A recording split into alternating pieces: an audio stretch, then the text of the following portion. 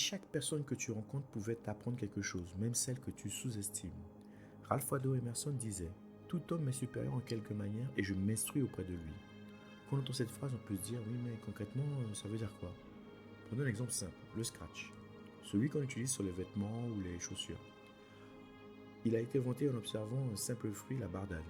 Mais ce qui est intéressant, ce n'est pas juste l'idée, c'est comment ça a été fait. Un ingénieur a remarqué que ce fruit s'accrochait facilement aux vêtements et aux poils des animaux.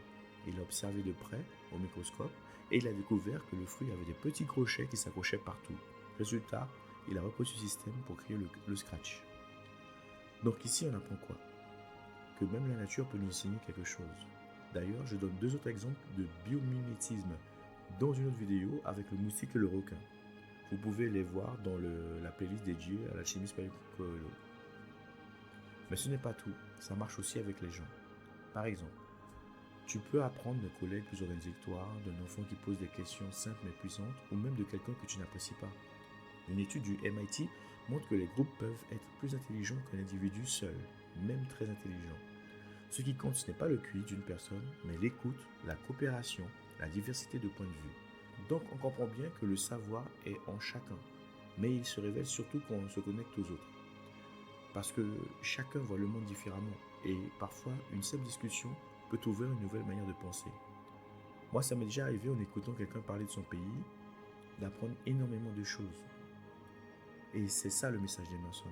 Tu n'as pas besoin d'être le meilleur, tu n'as pas besoin de tout savoir, mais tu peux toujours apprendre si tu es prêt à écouter.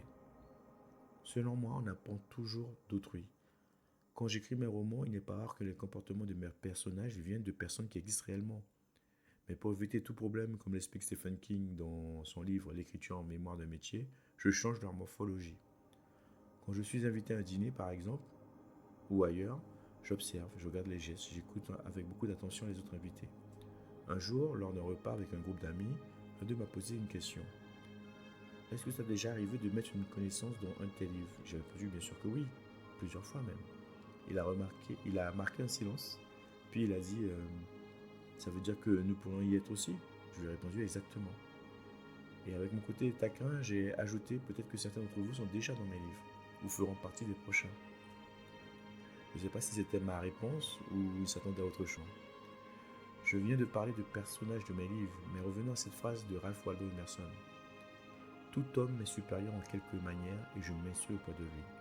À mon petit niveau, j'aurais envie de compléter cette phrase avec ceci. Le savoir est en tout homme et en toute chose sur terre, d'où le titre de cette vidéo. Et concernant l'homme avec un grand H, son savoir me semble être un puits infini. Et cela peu importe le lieu, la culture, le comportement des gens. On est constamment exposé à de nouvelles informations. Et comme avec la nature, ce savoir évolue en permanence. Pour conclure, selon moi, j'aurais tendance à dire qu'il n'y a pas meilleur enseignant qu'autrui. Mais attention, comme vous le savez, tout n'est pas vertueux chez l'homme. À vous de faire vos choix, à vous de prendre le meilleur de chacun d'entre nous. Dans chaque environnement, dans chaque lieu, dans chaque personne, se cache au moins une information que tu ignores et qui pourrait te surprendre. Merci d'avoir regardé cette petite vidéo. Si ça vous a plu, mettez un petit like et abonnez-vous. On se retrouve très bientôt dans le prochain thème. Prenez soin de vous.